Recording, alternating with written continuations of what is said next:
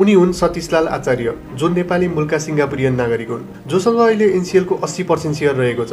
तर उनले एनसिएलमा लगानी गर्नुभन्दा धेरै अगाडि यानि कि 2064 सालमा उनले नेपालमा स्मार्ट टेलिकम प्राइभेट लिमिटेड भन्ने एउटा टेलिकम्युनिकेसन कम्पनी खोलेका थिए। तपाईहरु धेरैलाई याद नै होला, स्मार्ट सेल नामको जुन मोबाइल सिम कार्ड पाउँथ्यो र यो पनि यही कम्पनीले नै सञ्चालन गर्थ्यो। र यही स्मार्ट सेलको काण्डबाट सतीशलाल आचार्यको नेपालमा लुट तन्त्र सुरु हुन्छ भने अर्कोतिर यही समयबाट केपी शर्मा ओलीसँग उनको सम्बन्ध थप सुमधुर हुँदै जान्छ। र आचार्यले यता नेपालमा स्मार्ट टेलिकम चलाउँदै थिए भने उता कम्बोडियामा हेडक्वार्टर रहेको एक्जियाटा कम्पनीमा निर्देशक पनि रहेका थिए। र अब यो स्मार्ट सेलको काण्डलाई थोरै बुझौँ। 2064 सालमा स्थापना भएको स्मार्ट टेलिकम कम्पनीले 2069-70 मा आइपुग्दा जसरी आफ्नो व्यापार बढाइरहेको थियो त्यसरी नै नेपालका धेरै बैंकहरूबाट ऋण पनि लिइरहेको थियो। जम्मा लिएको ऋण मध्ये लगभग 4.5 अर्ब ऋण सतीशलाल आचार्यले आजसम्म तिरेका छैनन्। अर्कोतिर स्मार्ट टेलिकमले 2074-75 बाटै नेपाल सरकारलाई बक्यौता तिर्न पनि आनाकानी गरिरहेको थियो। एकतिरबाट सतीशलालले नेपालमा आफ्नो लुट तन्त्र सुरु गरिसकेका थिए भने अर्कोतिरबाट ओली सरकारको राम्रो साथ पनि पाउन थालेका थिए।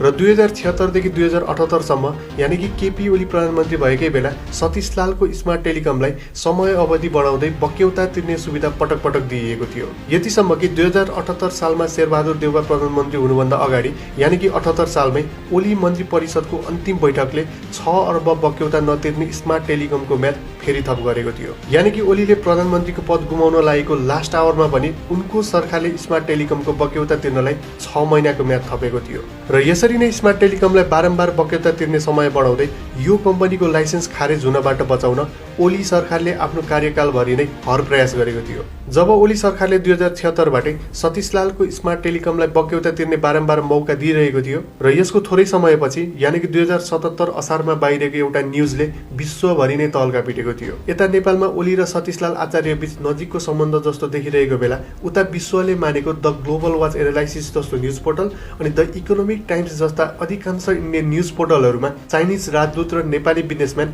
आङ छिरिङ शेर्पाको मिलेमतोमा केपी ओलीले कम्बोडियाको टेलिकम्युनिकेसन सेक्टरमा लगानी गरेको भनेर news छापिन्छ। Oli tried to invest in the telecom sector of Cambodia. यति मात्र होइन कि स्विजरल्यान्डमा रहेको मिराबाउड बैंकको जेनेभा ब्रान्चमा केपी ओली र उनकी श्रीमतीको नाममा संयुक्त खाता रहेको र त्यहाँ 5.5 मिलियन अमेरिकी डलर रहेको सम्म भनिएको थियो। Claims of crores being deposited in a bank account in Geneva and claims of the Prime Minister's family having property in many countries. The global watch analysis त्यस्तै द इकोनोमिक टाइम्स जस्ता news पोर्टलहरूमा यी खबरहरू आएपछि त्यही खबर नेपालका केही मिडियाहरूले पनि प्रसारण गरेका थिए। तर यसो अनुमान गर्नुहोस् त ओली विरुद्ध बोल्दै ती मिडियाहरूको हालत के भयो होला।